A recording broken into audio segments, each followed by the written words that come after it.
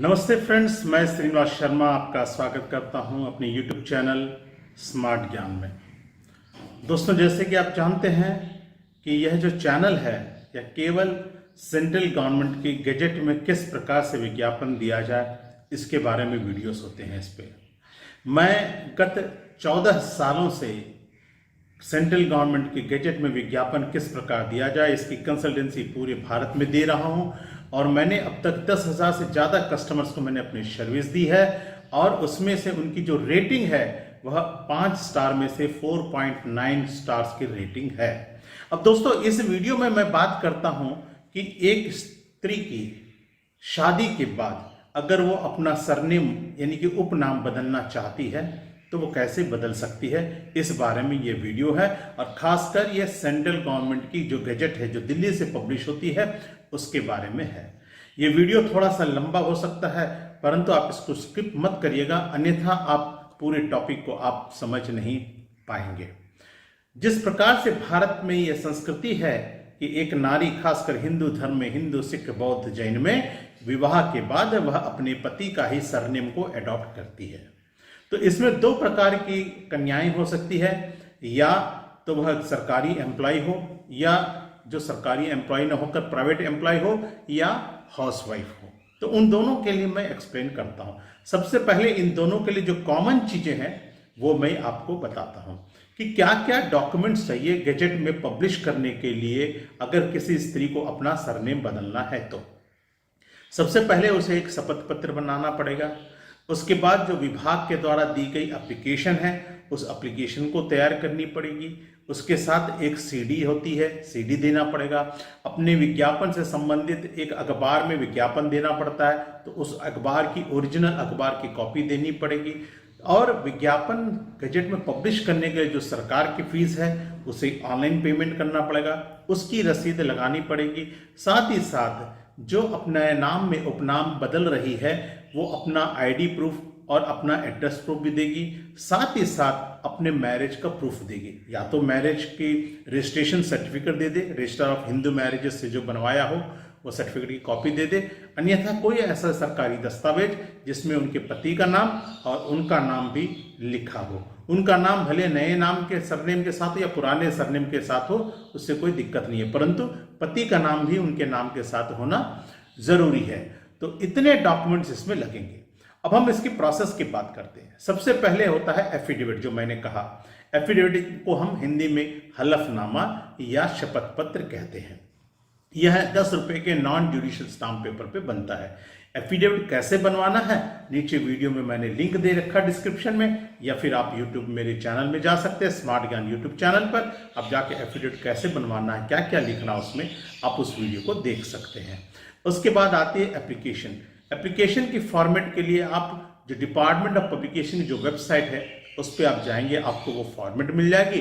Department की website का link भी मैं नीचे वीडियो में डिस्क्रिप्शन में दे रहा हूं। इसके साथ सीडी एक जाती है। उस सीडी में आपको गैजेट में जो मैटर, जो टेक्स्ट आप गैजेट में पब्लिश करना चाहते हैं उसी टेक्स्ट को आप MS वर्ड में टाइप करके उस फाइल को सीडी में कॉपी करके उसे विभाग को भेजना पड़ता है। जो सरकार की जो फीस है वो मैं आपको बता देता हूं। वैसे सरनेम चेंज के लिए केवल 1100 रुपए की फीस लगती है। अगर हस्बैंड और फादर दोनों का नाम अगर विज्ञापन में आ रहा है तो 250 रुपया और एक्स्ट्रा फीस लगेगा, यानी कि 1350 रुपये की फीस लगेगी, जिसे आप ऑनलाइन पेमेंट करना है।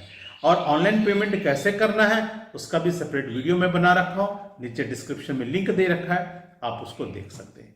जहां तक अखबार में विज्ञापन की बात है, आप या तो किसी हिंदी समाचार पत्र में जिसके एक से ज्यादा संस्करण हो या कोई इंग्लिश अखबार में ही आप विज्ञापन दे सकते हैं। और विज्ञापन हमेशा इंग्लिश लैंग्वेज में ही होना चाहिए। भले अखबार जो है हिंदी अखबार हो, जैसे आप नवभारत है उसमें भी आप विज्ञापन दे सकते हैं, परंतु आपका जो विज्ञापन का मैटर है वह इंग्लिश में होना चाहिए। एफिडेविट भी इंग्लिश में होना चाहिए, पूरी एप्लीकेशन इंग्लिश में होनी चाहिए। पूरा का पूरा गैजेट ऑफ इंडिया का जो कार्य है ये पूरा का पूरा इंग्लिश में होता है। इतने डॉक्यूमेंट्स को आप तैयार करने के बाद अपने आईडी प्रूफ, एड्रेस प्रूफ की कॉपियों के साथ पूरी फाइल तैयार करके आप विभाग में जमा करेंगे। इसका जो विभाग है, केंद्र सरकार के जो पब्लिकेशन डिपार्टमेंट का जो विभाग है गवर्नमेंट ऑफ इंडिया, जहां से पब्लिश होती है, वह सिविल लाइंस दिल्ली में है। आप या तो स्वयं वहां पे जाके जमा कर सकते हैं या फिर आप डाक के द्वारा भेज सकते हैं। अगर आप स्वयं जाकर जमा करना चाहते हैं तो जितने भी फोटोकॉपी ऑफ सर्टिफिकेट्स आप लगा रहे हैं उनकी ओरिजिनल्स भी लेकर आप जाइएगा वहां पे, और जो एप्लीकेंट है उसे खुद जाना पड़ेगा, उसके बिहाफ पे कोई जाके जमा नहीं कर सकता है। केवल माइनर की स्थिति में, यानी कि जहां पे एप्लीकेंट की आयु, जिसका नाम बदल रहे हैं, सरनेम वगैरह 18 साल से कम है, तो उनके माता या पिता जा सकते हैं, किंतु सरनेम उनका बदल रहे हैं जिनका विवाह के बाद बदल रहे हैं, अतः उनकी जो उम्र है 18 साल से ज्यादा है, इसलिए उन्हें स्वयं ही जाना पड़ेगा। और वहां पे जाने की जो टाइमिंग है वो सुबह 10 बजे से 4 बजे तक काम होता है, सोमवार से शुक्रवार तक का ही काम होता है। और वहां पे टोकन सिस्टम होता है, आपको टोकन दिया जाएगा, उनके पास नंबर फिक्स है कि एक दिन में हम इतने एप्लीकेंट से मिलेंगे, आपको उस टोकन नंबर को लेके वहां पे एप्लीकेशन को जमा करना पड़ता है। दूसरी बात यह है कि आप जाने से पहले दिल्ली आप जरूर देख लीजिएगा कहीं सरकारी अवकाश तो नहीं है, यह देख लीजिएगा। और जो बाई पोस्ट भेजना चाहते हैं वह कुरियर के द्वारा हो या इंडिया पोस्ट के द्वारा भेज सकते हैं। मेरी राय में अगर आप स्पीड पोस्ट करते हैं 10-20 रुपये आपके एक्स्ट्रा लगेंगे, परंतु वह सुरक्षित और बहुत फास्ट है, आराम से विभाग में पहुंच जाता है, आप उसको ऑनलाइन ट्रैकिंग भी कर सकते हैं।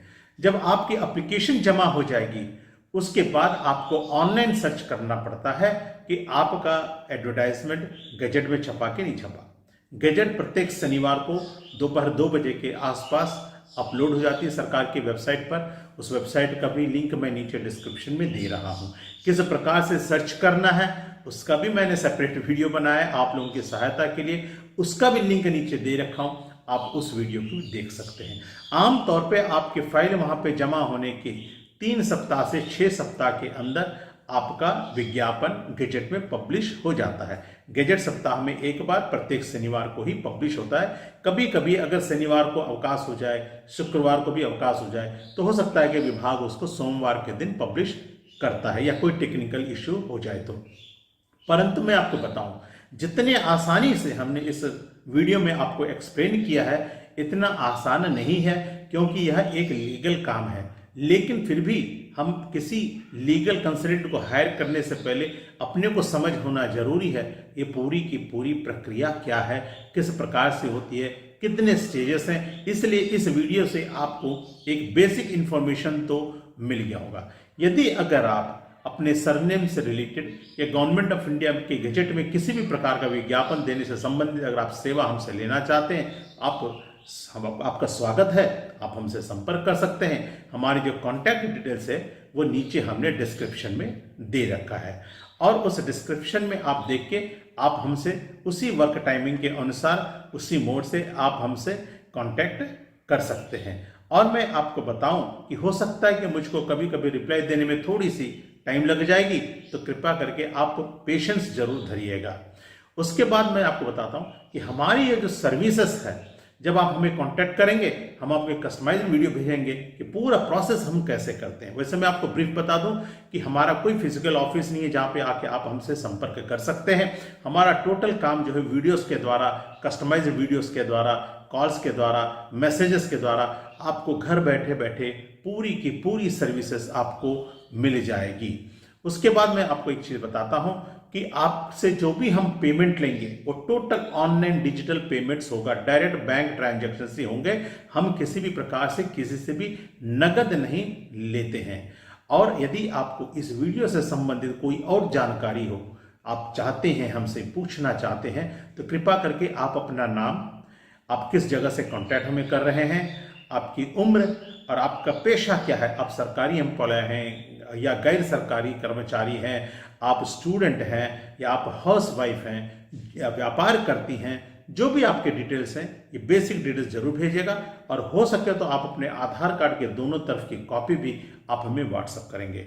अगर इतना इन्फॉर्मेशन अगर आप नहीं भेजते हैं, आपका इन्फॉर्मेशन अधूरा होता है, तो मैं आपको कहता हूं कि मैं आपको शायद जवाब न दे पाऊं और आपके पास हमारे पास से कोई भी जवाब नहीं आएगा। यही एक कारण हो सकता है कि आप हमसे कांटेक्ट करने के बावजूद भी हमसे आपको किसी भी प्रकार का जवाब नहीं मिलेगा। यह वीडियो आपको अच्छा लगा तो प्लीज़ इसको लाइक करिएगा, अपने मित्रों के साथ शेयर भी करिएगा। अगर इस वीडियो में किसी प्रकार की कोई कमी है आप हमें ज़रूर सजेशंस ज़रूर भेजिएगा, जिससे कि हम अपने काम को और बेहतर इम्प्रूव कर सकें। और मैं आपको कहता हूं कि अगर आपको इस प्रकार से गैजेट ऑफ इंडिया से संबंधित आप भविष्य में आने वाली विभिन्न वीडियोस को अगर आप देखना चाहते हैं, हमारे चैनल को आप सब्सक्राइब कर सकते हैं और बेल आइकॉन जरूर दबाइएगा, क्योंकि बेल आइकॉन दबाने से मैं जैसे वीडियो अपलोड करूंगा आपको तुरंत नोटिफिकेशन आ जाएगा। आपने इस पूरी वीडियो के लिए देखा है, इसके लिए बहुत बहुत धन्यवाद। आपका दिन शुभ हो, इसी कामने के साथ मैं विदा लेता हूँ। नमस्कार।